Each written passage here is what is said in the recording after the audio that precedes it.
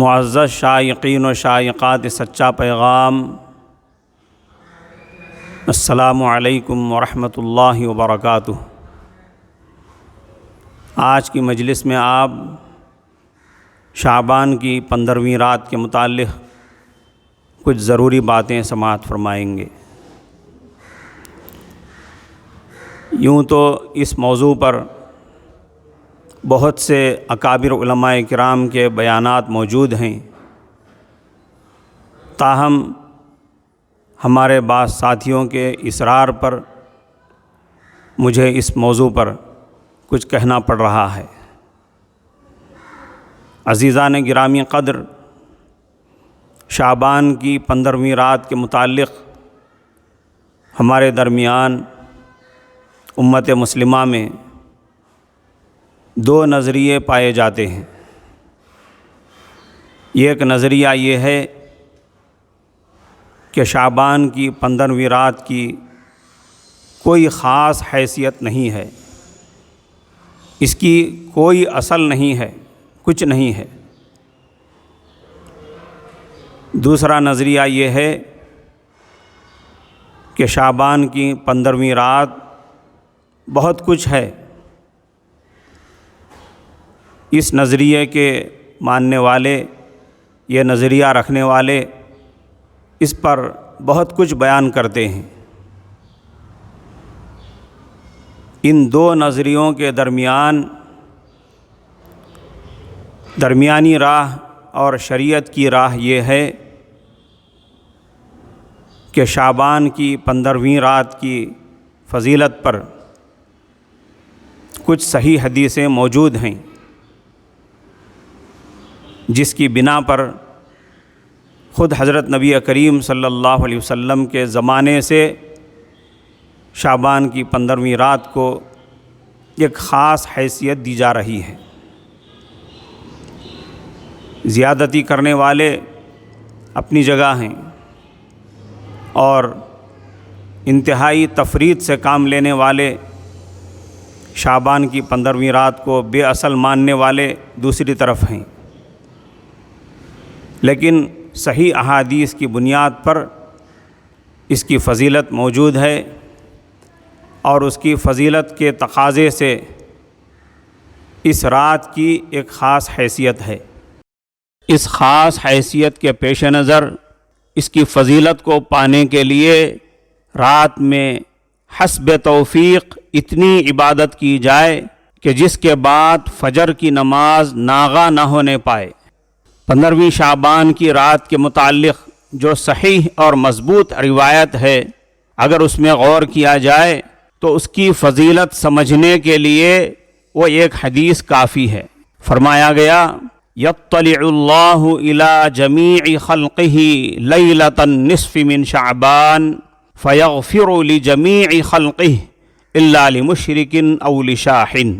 اللہ تعالی نصف شعبان کی رات کو اپنی تمام مخلوق کی طرف متوجہ ہوتے ہیں، سوائے مشرک اور کینہ پرور انسان کے سب کی بخشش فرما دیتے ہیں۔ ہر دانشمند انسان آسانی سے سمجھ سکتا ہے کہ جب اللہ تعالیٰ اپنے بندوں کی طرف متوجہ ہوں تو بندوں کو کس طرف متوجہ ہونا چاہیے؟ اپنے بستر کی طرف، یا بازار کی طرف، یا ہماری طرف متوجہ ہونے والے ہمارے خالق و مالک کی طرف؟ لہٰذا اس حدیث کے تقاضے سے ہمیں چاہیے کہ اس رات میں اللہ تعالیٰ جتنی توفیق دیں، اپنے اپنے گھروں میں انفرادی طور پر عبادتیں کریں۔ کسی خاص عمل کا، کسی خاص نماز اور کسی خاص عبادت کا حکم نہیں ہے۔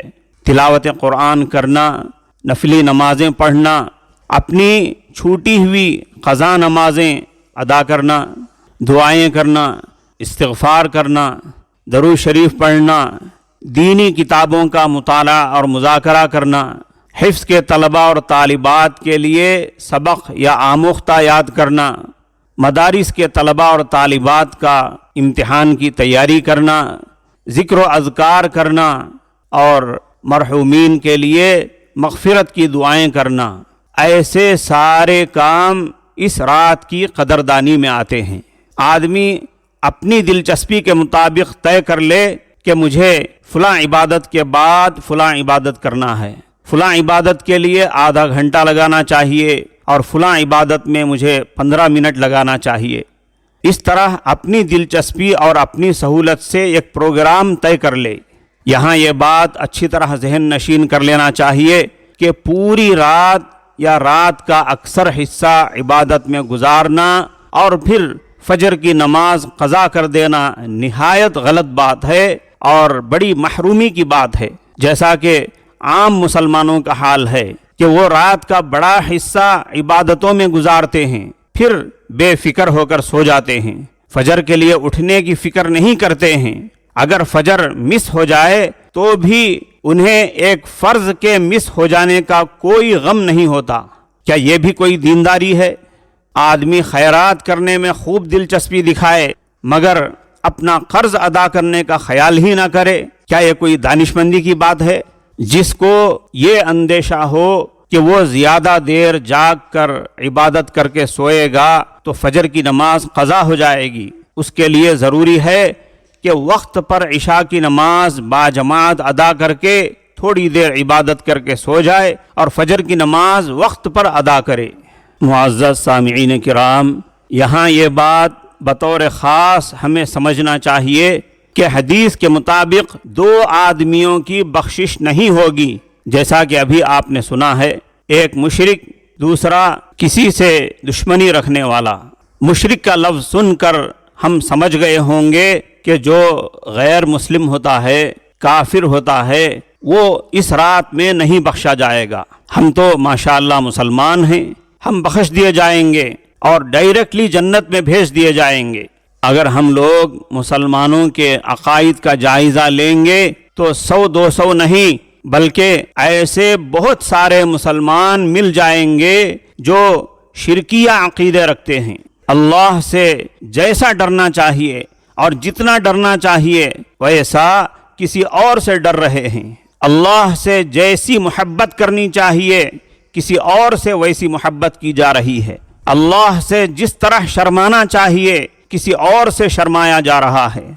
تجارت میں نفع یا نقصان، برکت یا بے برکتی آنے کا خیال اللہ کی طرف جانا چاہیے تھا، مگر ایسا یقین کسی اور کے ساتھ لگا ہوا ہے۔ صحت ملنے اور اولاد ہونے یا نہ ہونے کا عقیدہ اللہ کے ساتھ رکھنا چاہیے تھا، مگر یہ یقین کسی اور کے ساتھ جڑا ہوا ہے۔ دعائیں، منتیں اور مرادیں اللہ سے مانگنا چاہیے تھا، مگر کسی اور سے دعائیں مانگی جا رہی ہیں، کسی اور سے مرادیں مانگی جا رہی ہیں۔ یہ شرک نہیں تو کیا توحید ہے؟ ذرا الطاف حسین صاحب حالی کا یہ کلام ملاحظہ فرمائیں۔ کرے غیر گر بت کی پوجا تو کافر، کرے غیر گر بت کی پوجا تو کافر، جو ٹھہرائے بیٹا خدا کا تو کافر، جھکے آگ پر بہر سجدہ تو کافر، کواکب میں مانے کرشمہ تو کافر، مگر مومنوں پر کشادہ ہے راہیں، پرستش کریں شوق سے جس کی چاہیں، نبی کو چاہیں خدا کر دکھائیں، اماموں کا رتبہ نبی سے بڑھائیں، نظاروں پہ دن رات نظریں چڑھائیں، شہیدوں سے جا جا کے مانگیں دعائیں، نہ توحید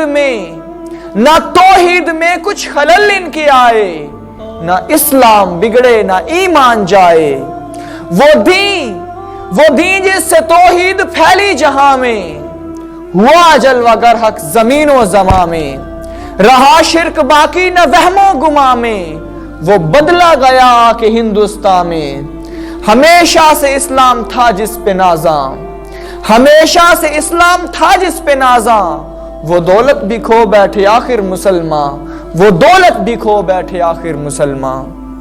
اگر ہم یہ چاہیں کہ اس رات میں ہماری بھی بخشش ہو جائے تو ہمیں ہر قسم کے شرک سے توبہ کرنا چاہیے اور اپنے ایمان کو اور توحید کو شرکیہ عقیدوں سے بالکل پاک کر لینا چاہیے۔ یہاں دوسری بات جو غور کرنے کی ہے وہ ہے اپنے دل میں پائی جانے والی اور پالی جانے والی کسی کی عداوت اور دشمنی، جس کی وجہ سے اس رات میں ایسے انسانوں کی بخشش نہیں ہوتی۔ اگر ہم اپنی مسلم برادری کا جائزہ لیں تو اس میں بھی بہت مشکل سے کچھ ہی لوگ بچیں گے۔ اگر ہم یہ چاہیں کہ اس رات میں ہماری بخشش ہو جائے تو ہمیں اپنے سینے کو کینے سے، عداوتوں سے پاک کر لینا چاہیے۔ عزیزان گرامی قدر، اس رات کے حوالے سے قبرستان جانے کی بات جو مشہور ہے اور جو روایت اس کے تعلق سے مشہور ہے اس کو بھی اچھی طرح سمجھ لینا چاہیے۔ ترمذی شریف کی روایت کے مطابق اس کی حقیقت یہ ہے کہ قبرستان جانے اور زیارت قبور کرنے کی بات اس رات کے ساتھ خاص نہیں ہے۔ حضرت نبی کریم صلی اللہ علیہ وسلم کا معمول تقریباً ہر رات مدینے کے قبرستان جانے کا رہا ہے۔ اسی معمول کے مطابق 15ویں شعبان میں بھی جانا ہوا تھا، اور یہ بھی غور کرنا چاہیے کہ آن حضرت صلی اللہ علیہ وسلم نے قبرستان جانے کا اپنا پروگرام نہ پہلے سے کسی کو بتا رکھا تھا، نہ بعد میں دوسرے دن کسی کو آپ نے بتایا، نہ آپ نے کسی کو اس کا حکم فرمایا۔ لہذا قبرستان جانا اس رات کی خصوصیات میں سے نہیں ہے۔ 15ویں شعبان کا ایک اور کام اگلے دن کا روزہ ہے، جس کا درجہ استحباب کا ہے، یعنی اس دن روزہ رکھنا باعث ثواب ضرور ہے۔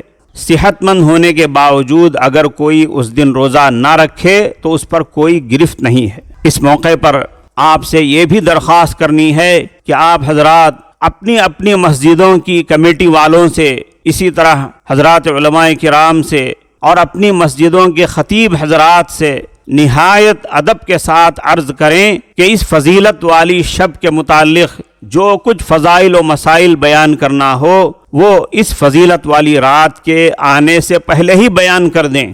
ایگزام کی تیاری ایگزام ہال میں نہیں کی جاتی ہے، ایگزام سے بہت پہلے کی جاتی ہے۔ اور یہ بھی عرض کریں کہ عشاء کی نماز روزانہ کے معمول کے مطابق وقت پر پڑھا دیں۔ جب اس رات کے متعلق بیانات پہلے ہی کر دیے جائیں گے اور اس رات میں معمول کی طرح وقت پر صرف عشاء کی نماز پڑھا دی جائے گی تو لوگوں کو اپنے گھر پہنچ کر عبادت کا زیادہ وقت ملے گا۔ اور اس میں ایک خاص فائدہ یہ بھی ہے کہ عشاء کی نماز دیر سے پڑھانے اور بیانات کرنے سے جو ایک خاص ماحول بنتا ہے اس کی وجہ سے لوگوں کو جمع ہونے کا موقع ملتا ہے، اور اس میں بچے بھی اچھی خاصی تعداد میں جمع ہو جاتے ہیں، اور پھر وہ گھروں کو لوٹتے ہوئے گلی کوچوں میں شور شرابہ کرتے ہیں، اور خاص طور پر شریر بچے بازاروں کی طرف نکل جاتے ہیں اور ادھر ادھر لگی ہوئی لائٹیں توڑتے جاتے ہیں، جس کی وجہ سے ہماری پوری مسلم کمیونٹی سماج میں بدنام ہوتی ہے۔